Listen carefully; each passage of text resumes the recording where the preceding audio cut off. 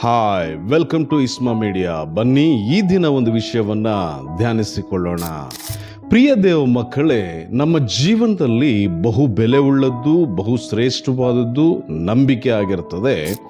ಆ ನಂಬಿಕೆಯನ್ನ ನಾವು ಸರಿಯಾದ ರೀತಿಯಲ್ಲಿ ಇಂದು ನಾವು ಉಪಯೋಗಿಸ್ತಾ ಇದ್ದೇವಾ? ಒಂದು ವೇಳೆ ನಮ್ಮ ಜೀವನದಲ್ಲಿ ನಂಬಿಕೆ ಇದೆಯಾ?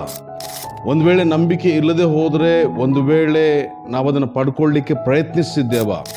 ಒಂದು ವೇಳೆ ನಮ್ಮ ಹತ್ರ ನಂಬಿಕೆ ಇದ್ದರೆ ಅದನ್ನು ಸರಿಯಾದ ರೀತಿಯಲ್ಲಿ ಉಪಯೋಗಿಸ್ತಾ ಇದ್ದೇವೆ. ಯಾಕಂದರೆ ನಂಬಿಕೆಯನ್ನು ನಾವು ಸರಿಯಾದ ರೀತಿಯಲ್ಲಿ ಉಪಯೋಗಿಸುವಂಥದ್ದು ಬಹಳ ಬಹಳ ಪ್ರಾಮುಖ್ಯವಾಗಿದೆ. ಯಾಕಂದರೆ ಇಂದು ಹೆಚ್ಚಿನ ಭಾಗ ನಂಬಿಕೆಯನ್ನು ತಪ್ಪಾಗಿ ಉಪಯೋಗಿಸಿ ತಪ್ಪಾದ ರೀತಿಯಲ್ಲಿ ಅದಕ್ಕೆ ವ್ಯಾಕರಣ ಕೊಡುವಂಥವರಾಗಿದ್ದಾರೆ.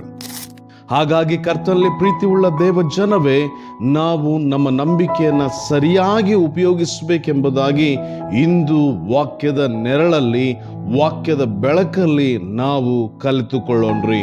ನಮ್ಮ ಬೈಬಲನ್ನು ಮತ್ತಾಯನ ಬರೆದ ಸುವಾರ್ತೆ 14ನೇ ಅಧ್ಯಾಯಕ್ಕೆ ತಿರುಗಿಸಬೇಕೆಂಬುದಾಗಿ ಪ್ರೀತಿಯಿಂದ ನಾನು ಮನವಿ ಮಾಡಿಕೊಳ್ಳುವವನಾಗಿದ್ದೇನೆ.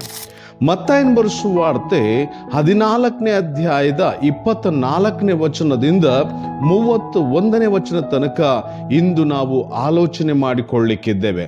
ಅಲ್ಲಿ ನಡೆಯುವಂಥ ವಿಷಯ ಏನಪ್ಪಾ ಅಂದ್ರೆ ಆ ವಾಕ್ಯ ಭಾಗ ನಡೆಯುವುದಕ್ಕಿಂತ ಮೊದಲು ಯೇಸು ಕ್ರಿಸ್ತನು ರೊಟ್ಟಿಯ ಅದ್ಭುತವನ್ನ ಮಾಡಿ ಶಿಷ್ಯಂದರಿಗೆ ನೀವು ಮುಂದೆ ಹೋಗಿ ಎಂಬುದಾಗಿ ಹೇಳಿ, ಆತನು ಅಡವಿಯಲ್ಲಿ ಪ್ರಾರ್ಥಿಸ್ತಾ ಇದ್ದು, ಪ್ರಾರ್ಥಿಸಿದ ತರುವಾಯ ಮಧ್ಯರಾತ್ರಿ ಅಥವಾ ಬೆಳಗಿನ ಜಾವ 4ನೇ ತಾಸಿನಲ್ಲಿ ಶಿಷ್ಯಂದ್ರನ್ನು ನೋಡುವಾಗ ಅವರು ಅಲೆಗಳಿಂದ ಬಡಿಯಲ್ಪಟ್ಟು ಬಹಳ ಕಂಗಾಲಾಗಿರೋದನ್ನ ಯೇಸು ಕ್ರಿಸ್ತ ನೋಡಿ ನೀರಿನ ಮೇಲೆ ನಡ್ಕೊಂಡು ಬರ್ತಾರೆ. ಜಾಗ್ರತೆ ಕೇಳಿಸ್ಕೊಳ್ರಿ, ನೀರಿನ ಮೇಲೆ ನಡ್ಕೊಂಡು ಬರ್ತಾರೆ. ನೀರಿನ ಮೇಲೆ ನಡ್ಕೊಂಡು ಬರ್ತಿದ್ದಾಗ ಅಲೆಗಳ ಬಡಿತಕ್ಕೆ ಸಿಲುಕಿಕೊಂಡಂತ ಈ ಶಿಷ್ಯಂದ್ರು ಅದರಿಂದ ಹೇಗಾದ್ರೂ ಮಾಡಿ ತಪ್ಪಿಸ್ಕೊಂಡ್ರೆ ಸಾಕಪ್ಪ ಅಂತೇಳಿ ಯೋಚನೆ ಮಾಡ್ತಿದ್ದಂಥ ಈ ಶಿಷ್ಯಂದ್ರು, ಅದರಿಂದ ತಪ್ಪಿಸ್ಕೊಳ್ಳಿಕ್ಕೆ ಪ್ರಯಾಸ ಪಡ್ತಿದ್ದಂಥ ಈ ಶಿಷ್ಯಂದ್ರು ಸಡನ್ಲಿ ನೀರಿನ ಮೇಲೆ ಬರುವಂತ ಯೇಸುವನ್ನ ಕಂಡು ಏನ್ ಹೇಳ್ತಾ ಇದ್ದಾರೆ? ಭೂತ ಭೂತ ಎಂಬುದಾಗಿ ಕೂಗಿಕೊಂಡ್ರಂತೆ. ಓಕೆ, ಜಾಗ್ರತೆ ಕೇಳಿಸ್ಕೊಳ್ರಿ. ಅವರು ಭೂತ ಭೂತ ಅಂತ ಕೂಗಿಕೊಂಡ್ರು. ಯೇಸು ಕ್ರಿಸ್ತನ್ ನಿಜವಾಗ್ಲೂ ಭೂತ ಆಗಿದ್ನ? ಇಲ್ಲ, ಭೂತ ಆಗಿರ್ಲಿಲ್ಲ. ಆತನು ಯೇಸು ಕ್ರಿಸ್ತನಾಗಿದ್ದ. ಆದರೆ ನೀರಿನ ಮೇಲೆ ಬರುವಂತ ಯೇಸುವನ್ನ ಕಂಡು ಅವ್ರು ಯಾಕೆ ಭೂತ ಅಂತೇಳಿ ಕಿರಿಚಿಕೊಂಡ್ರು? ಜಾಗ್ರತೆ ಕೇಳಿಸ್ಕೊಳ್ರಿ. ಅಲ್ಲಿದ್ದಂತ ಕೆಲವು ಜನರು ಮೀನಿಡಿಯವರಾಗಿದ್ರು. ಅದರಲ್ಲಿ ಪೇತ್ರ, ಯಾಕೋಬ, ಯೋಹಾನ, ಆಂದ್ರೇಯ ಇವರು ಮೀನಿಡಿಯುವಂತ ಬೆಸ್ತರಾಗಿದ್ರು. ಜಾಗ್ರತೆ ಕೇಳಿಸ್ಕೊಳ್ರಿ. ಇವರಿಗೆ ಒಂದು ಕತೆ ಹೇಳಲ್ಪಟ್ಟಿತ್ತು. ಆ ಕತೆ ಏನಪ್ಪಾ ಅಂದ್ರೆ, ದೆವ್ವವೂ ಸಹ ನೀರಿನ ಮೇಲೆ ನಡೀಬಹುದು ಎಂಬುದು. ಯಾಕಂದ್ರೆ ಬೈಬಲಲ್ಲಿ ನಾವೆಲ್ಲೇ ಸಹ ದೆವ್ವ ನೀರಿನ ಮೇಲೆ ನಡೆದಿದ್ದು ನಾವು ನೋಡ್ಲಿಕ್ಕೆ ಸಾಧ್ಯನೇ ಇಲ್ಲ. ಹಾಗಾದ್ರೆ ದೆವ್ವ ನೀರಿನ ಮೇಲೆ ನಡೀಬಹುದು ಎಂಬುದಾಗಿ ಅವ್ರು ನಂಬ್ತಾ ಇದ್ದಾರೆ, ಕಿರಿಸ್ತಾ ಇದ್ದಾರೆ ಅಂದ್ರೆ ಅದಕ್ಕೆ ಕಾರಣ ಯಾರೋ ಹೇಳಿರ್ಬೇಕು ಅವ್ರಿಗೆ. ಯಾರೋ ಅವ್ರಿಗೆ ಹೇಳಿರ್ಬೇಕು. ಹೇಳಿದ್ರಿಂದ ಅವರು ಅದನ್ನ ಹಾಗೆ ನಂಬ್ತಾ ಇದ್ದಾರೆ. ಆ ತರುವಾಯ ಜಾಗ್ರತೆ ಕೇಳಿಸ್ಕೊಳ್ರಿ. ಒಂದ್ ವೇಳೆ ಅವರು ಕಂಗಾಲಾಗಿ ಆ ರೀತಿ ಕೂಗಿರ್ಬೋದೇನೋ. ಒಂದ್ ವೇಳೆ ಅವರು ಪ್ರಯಾಸ ಪಟ್ಟು ಆ ಕತ್ಲಲ್ಲಿ ಕಾಣದೆ, ಒಂದ್ ವೇಳೆ ಗುರುತಿಸ್ಲಿಕ್ಕಾಗದೆ ಅಯ್ಯೋ ದೆವ್ವ ಅಂತೇಳಿ ಕೂಗಿರ್ಬೋದೇನೋ, ಗೊತ್ತಿಲ್ಲ. ಆದ್ರೆ ಯೇಸು ಕ್ರಿಸ್ತನ್ ಮಾತಾಡಿ ಹೇಳ್ತಾರೆ, ಭಯಪಡ್ಬೇಡ್ರಿ, ನಾನು ಎಂಬುದಾಗಿ. ಆಗ ಪೇತ್ರನ ಉತ್ತರ ಹೀಗಿತ್ತು, ಕೇಳಿಸ್ಕೊಳ್ರಿ, ಜಾಗ್ರತೆ ಕೇಳಿಸ್ಕೊಳ್ರಿ. ಪೇತ್ರನ ಉತ್ತರ ಹೀಗಿತ್ತು, ನೀನೇ ಆಗಿದ್ರೆ ನೀರಿನ ಮೇಲೆ ನಡೀಲಿಕ್ಕೆ ನನಗೆ ಅಧಿಕಾರ ಕೊಡು ಎಂಬುದಾಗಿ. ಜಾಗ್ರತೆ ಕೇಳಿಸ್ಕೊಳ್ರಿ, ನೀನೇ ಆಗಿದ್ರೆ ನೀರಿನ ಮೇಲೆ ನಡೀಲಿಕ್ಕೆ ನನಗೆ ಅಧಿಕಾರ ಕೊಡು ಎಂಬುದಾಗಿ. ಆಯ್ತು ಬಾ ಎಂಬುದಾಗಿ ಹೇಳ್ತಾರೆ. ಓಕೆ, ಅವನ್ ಪೇತ್ರನು ನೀರಿನ ಮೇಲೆ ನಡ್ಕೊಂಡು ಹೋಗ್ತಾನೆ. ಆ ನೀರಿನ ಮೇಲೆ ನಡ್ಕೊಂಡು ಹೋಗಿದ್ದು ಏನನ್ನು ತಿಳಿಸ್ಕೊಡ್ತದೆ? ಯೇಸು ಕ್ರಿಸ್ತನು ಹೌದು, ನಿಜವಾಗ್ಲೂ ದೇವರು ಯೇಸು ಕ್ರಿಸ್ತನೇ ಅಲ್ಲಿರೋದಂತೇಳಿ ತಿಳಿಸ್ಕೊಡ್ತಾನೆ. ಒಂದು ವೇಳೆ ಅವನು ಮುನಿಗೆ ಹೋಗಿದ್ರೆ ಯೇಸು ಕ್ರಿಸ್ತನಲ್ಲ, ಆತನು ಭೂತ ಎಂಬುದಾಗಿ ನಂಬೋದಕ್ಕೆ ಒಂದು ಕಾರಣ ಆಗ್ತಿತ್ತು. ಕೇಳಿಸ್ಕೊಳ್ರಿ, ಜಾಗ್ರತೆ ಕೇಳಿಸ್ಕೊಳ್ರಿ. ಅವನ ಪ್ರಶ್ನೆ ಹೇಗಿತ್ತಪ್ಪ ಅಂತ ಹೇಳಿದ್ರೆ, ಪೇತ್ರನ ಪ್ರಶ್ನೆ ಹೇಗಿತ್ತಪ್ಪ ಅಂತ ಹೇಳಿದ್ರೆ, ನಾನು ನೀರಿನ ಮೇಲೆ ನಡೆದ್ರೆ ಮಾತ್ರ ನೀನು ಯೇಸು, ನೀರಿನ ಮೇಲೆ ನಡೆದಿಲ್ಲ ಅಂದ್ರೆ ನೀನು ದೆವ್ವನೇ. ಅರೆ, ಇಷ್ಟು ಪ್ರಯಾಸ ಪಟ್ಟು ಬದುಕಿದ್ರೆ ಸಾಕಪ್ಪ ಅಂದ್ಕೊಳ್ಳುವಂತ ನೀನು ನೀರಿನ ಮೇಲೆ ನಡೆಯುವಂತ ರಿಸ್ಕ್ ಅನ್ನ ತಕೊಂಡು, ನೀರಿನ ಮೇಲೆ ನಡೆಯುವಂತ ಆ ನಂಬಿಕೆಯನ್ನ ರಿಸ್ಕ್ ಅನ್ನ ತಕೊಂಡು ಯೇಸುವನ್ನ ರುಜುಪಡಿಸ್ಲಿಕ್ಕೆ ಹೋಗ್ತಾ ಇದ್ದಿ. ಆದರೆ ಯೇಸು ನೀರಿನ ಮೇಲೆ ನಡಿಬಹುದು, ದೆವ್ವ ನಡೆಯೋದಲ್ಲದೆ ಯೇಸು ಸಹ ನೀರಿನ ಮೇಲೆ ನಡಿಬಹುದು ಅಂತ ಯಾಕೆ ನಂಬಲಿಕ್ಕೆ ಆಗ್ತಾ ಇಲ್ಲ? ನಾಳೆ ಅರ್ಥ ಆಗ್ತದ್ರ ನಿಮ್ಗೆ? ನೋಡಿ, ಅವರಲ್ಲಿದ್ದಂಥ ವಿಷಯ ಏನಾಗಿತ್ತಪ್ಪ ಅಂತ ಹೇಳಿದ್ರೆ, ಜಾಗೃತಿ ಕೇಳಿಸ್ಕೊಳ್ರಿ. ಅವರಲ್ಲಿದ್ದಂಥ ವಿಷಯ ಏನಾಗಿತ್ತಪ್ಪ ಅಂದ್ರೆ, ನೀರಿನ ಮೇಲೆ ನಡೆದ್ರೆ ಯೇಸು, ನೀರಿನ ಮೇಲೆ ನಡೆಯದೆ ಹೋದ್ರೆ ಭೂತ. ಪೇತ್ರನ್ ನೀರಿನ ಮೇಲೆ ನಡೆದ್ರೆ ಯೇಸು, ಪೇತ್ರ ನೀರಿನ ಮೇಲೆ ನಡೆದಿಲ್ಲ ಅಂದ್ರೆ ಅದು ಭೂತ. ನೋಡ್ರಿ, ಜಾಗ್ರತೆ ಕೇಳಿಸ್ಕೊಳ್ರಿ. ಇವರ ನಂಬಿಕೆ ಯಾವುದ್ರ ಮೇಲಿದೆ? ನಾನು ಹೇಳೋ ಜಾಗ್ರತೆ ಕೇಳಿಸ್ಕೊಳ್ರಿ. ಇವರ ನಂಬಿಕೆ ಯಾರ ಮೇಲಿದೆ? ದೇವರ ಮೇಲೆ ಹೆಚ್ಚಾದ ನಂಬಿಕೆ ಇದೆಯಾ, ದೆವ್ವದ ಮೇಲೆ ಹೆಚ್ಚಾದ ನಂಬಿಕೆ ಇದೆಯಾ?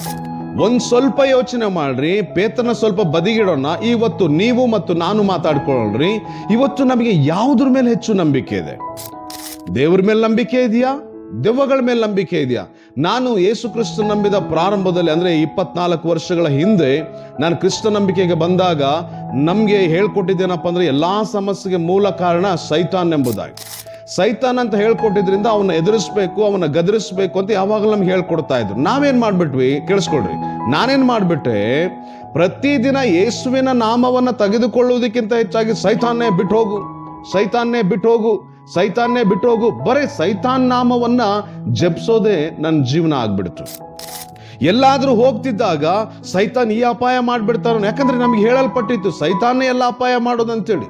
ನಮ್ಗೆ ಯಾವಾಗ್ಲೂ ಅವನ ಕುರಿತಾಗೆ ಗುಂಗು, ಅವನ ಕುರಿತಾಗೆ ಗಾನ, ಅವನ ಕುರಿತಾಗೆ ಧ್ಯಾನ, ಅವನ್ನೆಲ್ಲ ಮಾಡ್ಬಿಡ್ತಾನಂತೇಳಿ. ಪ್ರಿಯ ದೇವ ಮಗುವೆ, ನಾನು ಹೇಳೋ ಜಾಗ್ರತೆ ಕೇಳಿಸ್ಕೊಳ್ರಿ. ಈಗ ಕರ್ತನ ಸೇವೆಯಲ್ಲಿ 23-24 ವರ್ಷ ಕಳೆದ ಮೇಲೆ ನನಗೆ ಅನಿಸ್ತದೆ ನಾನಂದು ಮಾಡಿದ ಎಷ್ಟು ತಪ್ಪು ಎಂಬುದಾಗಿ. ಯಾಕಂದ್ರೆ ನನಗೆ ಯೇಸುವಿನ ಮೇಲಿದ್ದಂಥ ನಂಬಿಕೆಗಿಂತ ಸೈತಾನ್ ಮೇಲಿದ್ದಂಥ ನಂಬಿಕೆ ಹೆಚ್ಚಾಗಿತ್ತು. ಇಂದಿಗೂ ಸಹ ಅನೇಕ ವಿಶ್ವಾಸಿಗಳಿಗೆ ಯೇಸು ಕ್ರಿಸ್ತನ ಮೇಲಿದ್ದಂಥ ನಂಬಿಕೆಗಿಂತ ಸೈತಾನ್ ಮೇಲೆ ನಂಬಿಕೆ ಹೆಚ್ಚಾಗಿದೆ. ನಾವು ಹೋಗ್ತಿದ್ದ ಕೇಡ್ ಮಾಡ್ತಾನ ಅನ್ನುವಂಥ ನಂಬಿಕೆ ಇದೆ, ನಮಗೆ ವ್ಯಾಪಾರದಲ್ಲಿ ಲಾಸ್ ಮಾಡ್ತಾನಂತ ನಂಬಿಕೆ ಇದೆ, ಕುಟುಂಬದಲ್ಲಿ ಸಮಸ್ಯೆಗಳನ್ನ ತಂದು ಹಾಕ್ತಾನ ನಂಬಿಕೆ ಇದೆ, ಅವನು ಹಾಗೆ ಮಾಡ್ತಾನೆ ಹೀಗೆ ಮಾಡ್ತಾನಂತ ಪೂರ್ಣ ನಂಬಿಕೆ ಇದೆ. ಆದ್ರೆ ಯೇಸು ಕ್ರಿಸ್ತನ ಮೇಲೆ ಅಷ್ಟರಲ್ಲಿ 1% ಸಹ ನಂಬಿಕೆ ಇಲ್ಲ. ಇವತ್ತು ಅದನ್ನ ಪುಷ್ಟೀಕರಿಸುವಾಗ ಅನೇಕ ಜನರು ಸೈತಾನನು ನಿಮ್ಮ ಜೀವನದಲ್ಲಿ ಬಹಳ ಕಾರ್ಯ ಮಾಡ್ತಾನೆ, ದೇವರ ಶಕ್ತಿಗಿಂತ ಸೈತಾನ್ ಶಕ್ತಿ ಜಾಸ್ತಿ ಎಂಬುದಾಗಿ ಬೋಧಿಸುವಂತ ಅನೇಕ ಜನರು ಇವತ್ತಿದ್ದಾರೆ. ಪ್ರಿಯ ದೇವ ಮಕ್ಕಳನ್ನ ಹೇಳೋ ಜಾಗ್ರತೆ ಕೇಳಿಸ್ಕೊ. ನಿನ್ನ ನಂಬಿಕೆ ದೇವರ ಮೇಲ, ನಿನ್ನ ನಂಬಿಕೆ ಸೈತಾನನ ಮೇಲ. ನಿನ್ನ ನಂಬಿಕೆ ದೇವರ ಶಕ್ತಿ ಮೇಲ, ನಿನ್ನ ನಂಬಿಕೆ ದೆವ್ವದ ಶಕ್ತಿ ಮೇಲ. ಯಾಕಂದ್ರೆ ನಾ ಹೇಳೋ ಜಾಗ್ರತೆ ಕೇಳಿಸ್ಕೊ, ದೆವ್ವಗಳಿಗಿಂತ, ಭೂತಗಳಿಗಿಂತ, ಪಿಚಾಚಿಗಳಿಗಿಂತ, ಸೈತಾನನಿಗಿಂತ ದೇವರು ಸರ್ವಶಕ್ತನಾಗಿದ್ದಾನೆ. ಹಾಗಿರುವಾಗ ನಾನು ಯೇಸು ಕ್ರಿಸ್ತನ ಮೇಲೆ ನಂಬಿಕೆ ಇಡಬೇಕಲ್ಲ. ಈ ಪೇತ್ರ ಮತ್ತು ಆ ಶಿಷ್ಯಂದ್ರು ಮಾಡಿದ್ದೇನು? ಅವರಿಗೆ ಭೂತದ ಮೇಲೆ ನಂಬಿಕೆ ಇತ್ತು, ಯೇಸುವಿನ ಮೇಲೆ ನಂಬಿಕೆ ಇರಲಿಲ್ಲ. ಅವರಿಗೆ ಭೂತದ ಮೇಲೆ ನಂಬಿಕೆ ಇತ್ತು, ಯೇಸುವಿನ ಮೇಲೆ ನಂಬಿಕೆ ಇರಲಿಲ್ಲ. ಆ ತರುವಾಯ ಪೇತ್ರ ನಡ್ಕೊಂಡು ಹೋಗ್ತಾನೆ. ನಡ್ಕೊಂಡು ಹೋದಾಗ ಸ್ವಲ್ಪ ಸಮಯದ ನಂತರ ಅವನು ಮುಳುಗ್ಬಿಡ್ತಾನೆ. ಮುಳುಗಿದ ಕರ್ತನೇ ನನ್ನ ಕಾಪಾಡು, ಕರ್ತನೇ ನನ್ನ ಕಾಪಾಡು ಎಂಬುದಾಗಿ ಕಿರ್ಚ್ಕೊಳ್ತಾನೆ. ಆಗ ಯೇಸು ಕ್ರಿಸ್ತನ ಹೇಳುವಂತ ಮಾತು ಜಾಗ್ರತೆ ಕೇಳಿಸ್ಕೊಳ್ರಿ. ಮತ್ತಾಯನ ಬರೆದ ಸುವಾರ್ತೆ 14ನೇ ಅಧ್ಯಾಯ 29, 30, 31ನೇ ವಚನ. ಅದಕ್ಕಾತನು ಬಾ ಅಂದನು. ಆಗ ಪೇತ್ರನು ದೋಣಿಯಿಂದ ಇಳಿದು ಯೇಸುವಿನ ಬಳಿಗೆ ಹೋಗುವುದಕ್ಕಾಗಿ ನೀರಿನ ಮೇಲೆ ನಡೆದನು. 30ನೇ ವಚನ. ಆದರೆ ಬಲವಾದ ಗಾಳಿಯನ್ನು ನೋಡಿದಾಗ ಅವನು ಭಯಪಟ್ಟು ಮುಳುಗುತ್ತಾ, ಕರ್ತನೇ ನನ್ನನ್ನು ರಕ್ಷಿಸು ಎಂದು ಕೂಗಿ ಹೇಳಿದನು. 31ನೇ ವಚನ. ತಕ್ಷಣವೇ ಯೇಸು ತನ್ನ ಕೈಯನ್ನು ಚಾಚಿ ಅವನನ್ನು ಹಿಡಿದು, ಓ ಅಲ್ಪ ವಿಶ್ವಾಸಿಯೇ, ನೀನು ಯಾಕೆ ಸಂದೇಹ ಪಟ್ಟಿ ಎಂದು ಅವನಿಗೆ ಹೇಳಿದ್ನು. ಜಾಗ್ರತೆ ಕೇಳಿಸ್ಕೊಳ್ಳಿ. ಇಲ್ಲೇನ್ ಮಾಡ್ತಾ ಇದ್ದಾನು? ನೀನ್ ಭೂತ ಅಲ್ಲ, ನೀನ್ ದೇವರು ಅಂತ ಹೇಳಿ ಗೊತ್ತಾಗ್ಬೇಕಂದ್ರೆ ಒಂದು ಟೆಸ್ಟ್ ಇಕ್ತೀನಿ. ಆ ಟೆಸ್ಟ್ ಏನಪ್ಪಾ ಅಂತ ಹೇಳಿದ್ರೆ, ನಾನು ನೀರಿನ ಮೇಲೆ ನಡಿಬೇಕು. ಈಗ ಆಲ್ರೆಡಿ ಅವರು ದೋಣಿನೇ ನೀರಿನ ಮೇಲೆ ನಡಿಲಿಕ್ಕೆ ಸಾಮರ್ಥ್ಯ ಇಲ್ಲ, ಅವರೇ ಕಂಗಾಲಾಗಿದ್ದಾರೆ, ಅಲ್ದಾಡ್ತಾ ಇದ್ದಾರೆ, ಬಡ್ದಾಡ್ತಾ ಇದ್ದಾರೆ, ಬದುಕೊಂಡ್ರೆ ಸಾಕಪ್ಪ ಅಂತಿದ್ದಾರೆ. ಆ ರಿಸ್ಕ್ ಒಳಗೆ ಇನ್ನೊಂದು ರಿಸ್ಕ್ ತಗೊಳ್ತಾರೆ. ಏನಪ್ಪ ಅಂದ್ರೆ, ನಾನು ನೀರಿನ ಮೇಲೆ ನಡೆಯುವಂತ ರಿಸ್ಕ್, ನಾನು ನೀರಿನ ಮೇಲೆ ನಡೀತೀನಿ. ನೀರಿನ ಮೇಲೆ ನಡೆಯುವಂತ ರಿಸ್ಕ್ ಅನ್ನ ತಗೊಂಡಾಗ ಯೇಸು ಕ್ರಿಸ್ತರು ಹೇಳ್ದ ಬಾ ಅಂತ ಹೇಳಿ. ಬಾ ಅಂತ ಹೇಳಿದ್ಮೇಲೆ ಅವ್ನು ನೀರಿನ ಮೇಲೆ ನಡೆದ. ನೀರಿನ ಮೇಲೆ ನಡೆದ ತರುವಾಯ ಆದದ್ದೇನಪ್ಪ ಅಂದ್ರೆ, ಅಲೆಗಳನ್ನ ನೋಡ್ತಾನೆ, ಗಾಳಿ ಬೀಸೋದ್ ನೋಡ್ತಾನೆ, ಅದನ್ನ ನೋಡಿ ಮುಳುಗಿ ಹೋಗ್ಬಿಡ್ತಾನೆ. ಓಕೆ, ಇದೇನಾಗಿತ್ತು? ನಾನು ಹೇಳೋ ಜಾಗ್ರತೆ ಕೇಳಿಸ್ಕೊಡ್ರಿ. ಪೇತ್ರನು ಒಬ್ಬ ಮೀನಿಡಿಯುವವನಾಗಿದ್ರಿಂದ ಅವನಿಗೆ ಗಾಳಿಯ ಪ್ರಾಬಲ್ಯ, ಗಾಳಿಯ ಬಲ ಅವನಿಗೆ ಚೆನ್ನಾಗಿ ಗೊತ್ತು, ಅಲೆಗಳ ಸಾಮರ್ಥ್ಯ ಅವನಿಗೆ ಗೊತ್ತು, ನೀರ್ ಏನ್ ಮಾಡ್ತಾ ಅಂತೇಳಿ ಅವನಿಗೆ ಗೊತ್ತು. ಇವೆಲ್ಲ ಗೊತ್ತಿದ್ದಾಗ ಯೇಸು ಕ್ರಿಸ್ತನ್ ಹೇಳಿದ ತಕ್ಷಣ ಅವ್ನು ನೀರಿನ ಮೇಲೆ ನಡ್ಕೊಂಡು ಹೋಗ್ತಿದ್ದವನು ಸಡನ್ಲಿ ಅದು ನೆನಪಾಗ್ಬಿಡ್ತು. ಯಾವುದು? ಗಾಳಿ ಏನ್ ಮಾಡ್ತದೆ, ಅಲೆ ಏನ್ ಮಾಡ್ತದೆ, ಮತ್ತೆ ನೀರು ನಮಗೆ ಏನ್ ಮಾಡ್ತದೆ ಅಂದ್ರೆ ಅವುಗಳಿಂದ ಬರುವಂತ ಅಪಾಯ ಅವನಿಗೆ ಸ್ಪಷ್ಟವಾಗಿ ಗೊತ್ತಿತ್ತು.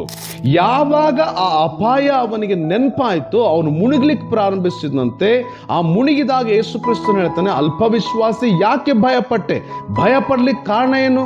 ಭಯ ಬರ್ಲಿಕ್ಕೆ ಕಾರಣ ಏನು? ಯೇಸು ಕ್ರಿಸ್ತನ್ ತನ್ನ ಹಸ್ತ ತಕೊಂಡ್ಬಿಟ್ಟಿದ್ನ? ಇಲ್ಲ. ಭಯ ಯಾಕೆ ಬಂತಪ್ಪ ಅಂದ್ರೆ ಅಪನಂಬಿಕೆ ಬಂದ್ರಿಂದ. ಅಪನಂಬಿಕೆ ಅಂದ್ರೆ ಏನು?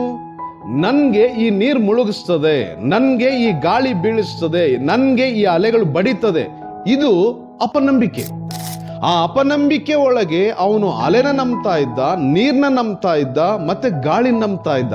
ಜಾಗ್ರತೆ ಕೇಳಿಸ್ಕೊಳ್ರಿ. ಅವನು ಅಪನಂಬಿಕೆ ಪಟ್ಟ, ಅಲ್ಪ ವಿಶ್ವಾಸ ಪಟ್ಟ ಅಂತೇಳಿ ಬೈಬಲ್ ವಾಕ್ಯ ಹೇಳ್ತದೆ. ಆ ಅಲ್ಪ ವಿಶ್ವಾಸದಲ್ಲಿ, ಆ ಅಲ್ಪ ಅಂದ್ರೆ ವಿಶ್ವಾಸ ಅಲ್ಪ ಇತ್ತು, ಜಾಸ್ತಿ ಅಪನಂಬಿಕೆ ಇತ್ತಲ್ಲ. ಆ ಅಪನಂಬಿಕೆಯಲ್ಲಿ ಯಾವುದನ್ನ ನಂಬ್ತಾ ಇದ್ದ? ಮುಳುಗಿಸುವಂತ ನೀರನ್ನ, ಬಡಿಯುವಂತ ಅಲೆಯನ್ನ, ಬೀಳಿಸುವಂತ ಗಾಳಿಯನ್ನ. ಅರೆ, ಏನ್ ಮಾಡ್ತಾ ಇದ್ಯಾ ನೀನು?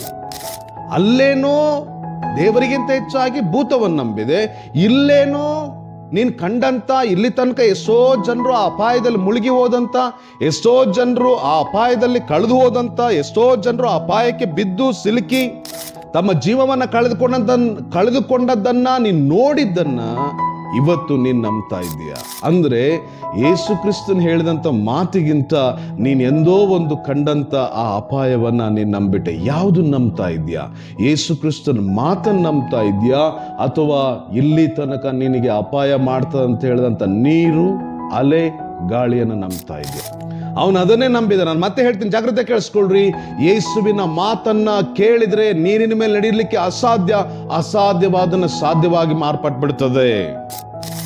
ಒಂದು ವೇಳೆ ಈ ಲೋಕದ ವಾಸ್ತವದಲ್ಲಿ ನೀವು ನಂಬಿಕೆ ಇಟ್ರೆ, ದೇವರ ಮುಂದೆ ಇದ್ದು ದೇವರ ವಾಕ್ಯದಲ್ಲಿದ್ರು ಸಹ ನೀವು ಮುಳುಗಲಿಕ್ಕೆ ಆಸ್ಪದವಿದೆ. ಹಾಗಾಗಿ ಪ್ರಿಯ ದೇವ ಮಗುವೇ, ನಾನು ಏನ್ ಹೇಳೋದಕ್ಕೆ ಬರ್ತಾ ಇದ್ದೀರಂದ್ರೆ, ನೀನು ಯಾವುದನ್ನ ನಂಬ್ತಾ ಇದ್ದೀಯಾ? ನಿನ್ನ ಮುಂದಿರುವಂತ ಕಷ್ಟಗಳನ್ನ ನಂಬ್ತಾ ಇದ್ಯಾ? ನಿನ್ನ ಮುಂದಿರುವಂತ ಕಣ್ಣೀರನ್ನು ನಂಬ್ತಾ ಇದ್ಯಾ? ನಿನ್ನ ಮುಂದಿರುವಂತ ಸಾಲವನ್ನು ನಂಬ್ತಾ ಇದ್ಯಾ? ನಿನ್ನ ಮುಂದಿರುವಂತ ಬೀಳುವಿಕೆ ನಂಬ್ತಾ ಇದ್ಯಾ? ನಿನ್ನ ಮುಂದಿರುವಂತ ಸೋಲನ್ನು ನಂಬ್ತಾ ಇದ್ಯಾ? ಅವುಗಳಿಂದ ಹೊರ ತೆಗೆದುಕೊಂಡು ಬರ್ತೀನಿ ಅಂತ ಹೇಳುವಂತ ದೇವರ ಮಾತನ್ನು ನಂಬ್ತಾ ಇದ್ಯಾ? ನೀನೇ ಆಲೋಚನೆ ಮಾಡ್ಕೋ. ಪ್ರಿಯ ದೇವ ಮಗುವೇ, ಪ್ರಿಯ ದೇವ ಮಗುವೇ, ಪ್ರಿಯ ದೇವ ಮಗುವೇ, ನಿನ್ನ ನಂಬಿಕೆ ಎಂತದ್ದು? ನಿನ್ನ ನಂಬಿಕೆ ದೇವರ ಮೇಲೆ ಇಡುವಂತದ್ದ? ನಿನ್ನ ನಂಬಿಕೆ ಸೈತಾನ್ ಮೇಲೆ ಇಡುವಂತದ್ದ? ನಿನ್ನ ನಂಬಿಕೆ ದೇವರ ಮಾತಿನ ಮೇಲೆ ಇರುವಂತದ್ದ? ನಿನ್ನ ನಂಬಿಕೆ ಲೋಕದ ಕಷ್ಟಗಳ ಮೇಲಿರುವಂತದ್ದ? ಯಾವುದ್ರ ಮೇಲೆ ಇರುವಂತದ್ದು? ಹಾಗಾಗಿ ನಿನ್ನ ನಂಬಿಕೆಯನ್ನ ಯಾವುದಕ್ಕೆ ಉಪಯೋಗಿಸ್ತಾ ಇದೆಯಾ? ನಿನ್ನ ನಂಬಿಕೆಯನ್ನ ನೀನು ಬಲಗೊಳ್ಳೋದಕ್ಕೋಸ್ಕರ ಉಪಯೋಗಿಸ್ತಾ ಇದೆಯಾ? ನಿನ್ನ ನಂಬಿಕೆಯನ್ನ ಬೀಳೋದಕ್ಕೋಸ್ಕರ ಉಪಯೋಗಿಸ್ತಾ ಇದೆಯಾ? ಹೇಗ್ ಪಾಸ್ಟ್ರೇ ನನ್ನ ನಂಬಿಕೆಯನ್ನ ಬೀಳೋದಕ್ಕೋಸ್ಕರ ಉಪಯೋಗಿಸ್ಲಿಕ್ಕೆ ಸಾಧ್ಯ? ನೀನ್ ಎದ್ದೇಳ್ಬೇಕು ಅಂತೇಳಿ ಹೇಗೆ ನೀನ್ ನಂಬ್ತೀಯೋ, ನಾನ್ ಬೀಳ್ತೀನಿ ಅಂತ ಹೇಳಿದ್ರೆ ನೀನೇ ನಂಬೋದು. ನಾನ್ ಬಿದ್ದು ಹೋಗ್ತೇನೆ, ನಾನ್ ಸತ್ತು ಹೋಗ್ತೇನೆ, ನಾನ್ ಮುಳುಗ್ ಹೋಗ್ತೇನೆ, ನನ್ನ ಕೈಲಿ ಆಗೋದಿಲ್ಲ, ನಾನ್ ನಂಬಿದ್ಕೆ ಅದು ನನ್ನ ಜೀವನದಲ್ಲಿ ಆಯ್ತು. ಪ್ರಿಯ ದೇವ ಮಗುವೇ, ನಿನ್ನ ನಂಬಿಕೆಯನ್ನ ಯಾವುದಕ್ಕೆ ಉಪಯೋಗಿಸ್ತಾ ಇದ್ದೀಯಾ? ನಿನ್ನ ನಂಬಿಕೆಯನ್ನ ಯಾವುದಕ್ಕೆ ಉಪಯೋಗಿಸ್ತಾ ಇದೆಯಾ? ಪ್ರಿಯ ದೇವ ಮಗುವೇ, ದೇವರಿಗಿಂತಲೂ ದೆವ್ವ ದೊಡ್ಡದ?